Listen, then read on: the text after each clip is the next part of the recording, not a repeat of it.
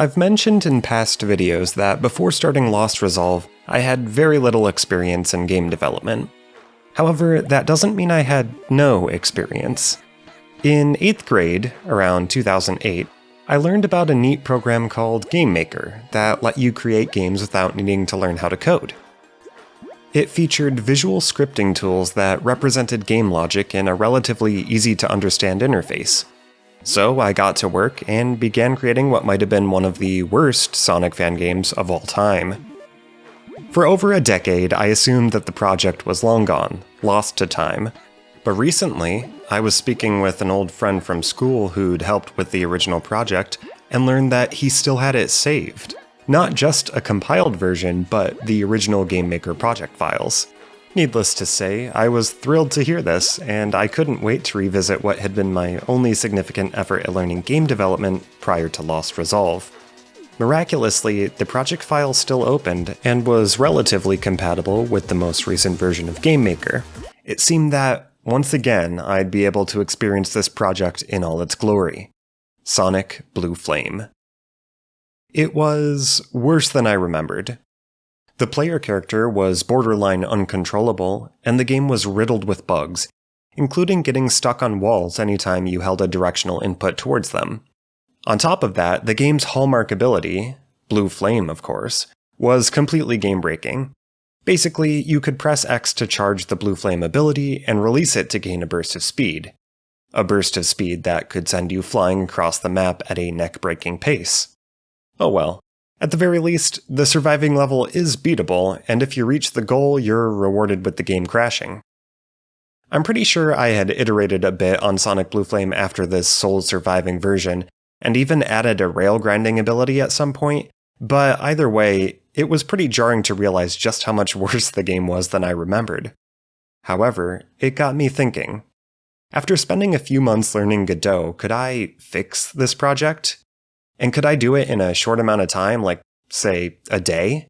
Well, it was time to find out. Since I'm completely unfamiliar with the newest version of GameMaker, I'd have to start with a blank slate. So I grabbed the sprites I needed from Sonic Blue Flame's project files, opened up an empty project in Godot, and got to work. The first order of business would be creating a character body 2D for the player, which inherits a lot of useful physics functions that we can use in our movement script. You'll notice I'm creating two different collision shapes stacked on top of each other, which I'll explain a bit further on. We'll also go into the settings and create input actions for the directional inputs and jump, which is all you really need to control a Sonic game. In our script, we'll export several variables that govern our character's movement, like movement speed, acceleration, and friction. Then, we'll create functions to handle the movement using those variables. If you'd like a more detailed tutorial on the basics of movement, I'd highly recommend checking out Heartbeast's Heart Platformer tutorial, which is where I learned most of these fundamentals. After adding several lines of code, the character can move left and right and jump. But there's a few tricks we'll use to get the movement feeling a bit smoother. First, if you're moving one direction and holding the opposite directional input, your acceleration will be twice as fast until you're traveling the same direction as your input. This prevents the character from sliding too much when changing direction and makes the controls feel a lot tighter. We'll also add coyote time and a jump buffer to our jump, meaning that you're able to jump slightly after leaving a ledge and to cue a jump input slightly before hitting the ground, which helps the game to feel more fair and responsive. After a few tweaks, the basic movement is feeling pretty decent, and we'll have more time to tweak it later on. For now, let's focus on adding an ability that Sonic Blue Flame definitely didn't get right: the roll and spin dash. Adding the roll is simple enough. If you press down and your X velocity is not 0, you'll enter a roll. We'll disable the top collision shape to give you a smaller hitbox, and instead of applying normal friction and acceleration, we'll have separate code that applies less friction but makes you unable to change your direction until you exit the roll.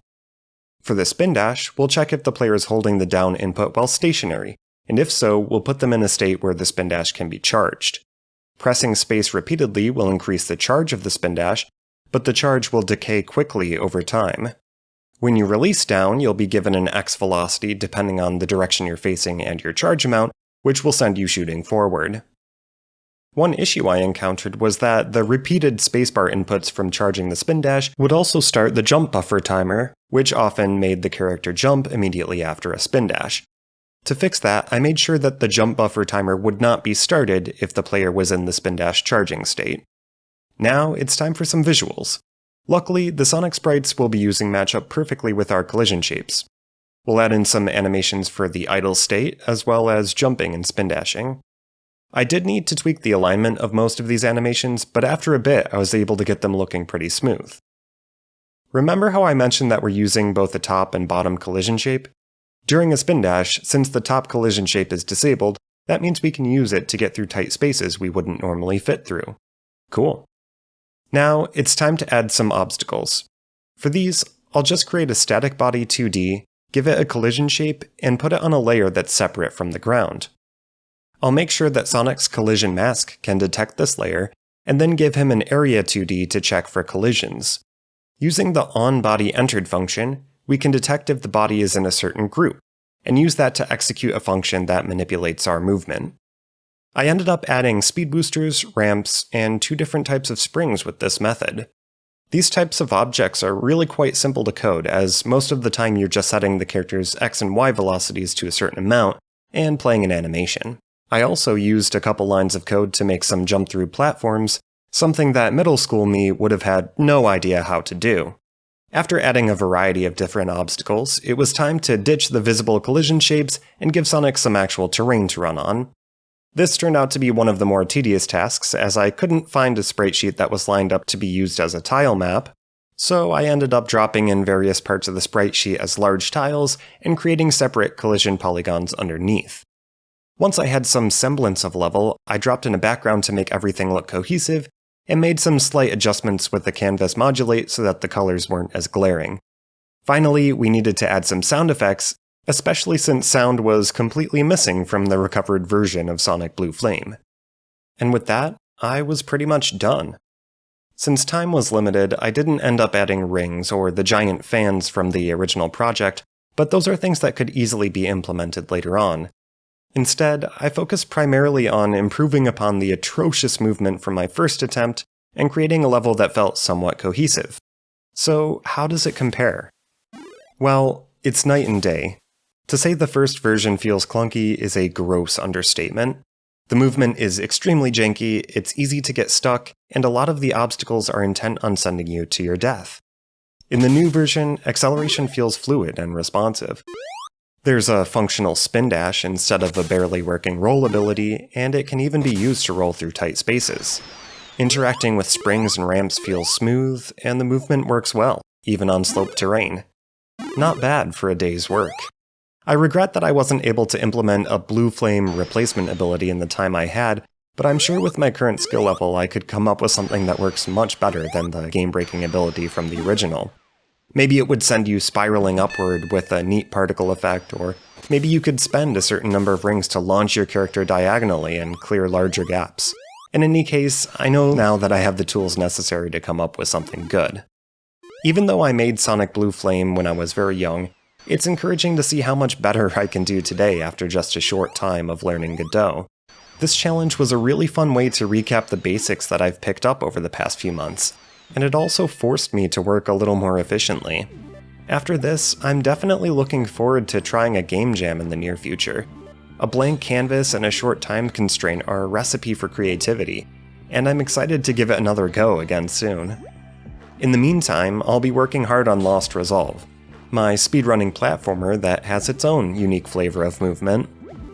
There will be more updates coming soon, and a Steam demo is forthcoming, so please feel free to subscribe and add it to your wishlist if you want to check it out. Until then, thanks so much for watching. It's definitely been a challenge to balance developing my own game with making devlogs and other videos while working a full-time job, so I truly appreciate everyone who takes the time to watch these videos and share their thoughts and feedback. I'll be back again soon, but for now, I've got to edit this video and get some rest. I'll see you guys in the next video.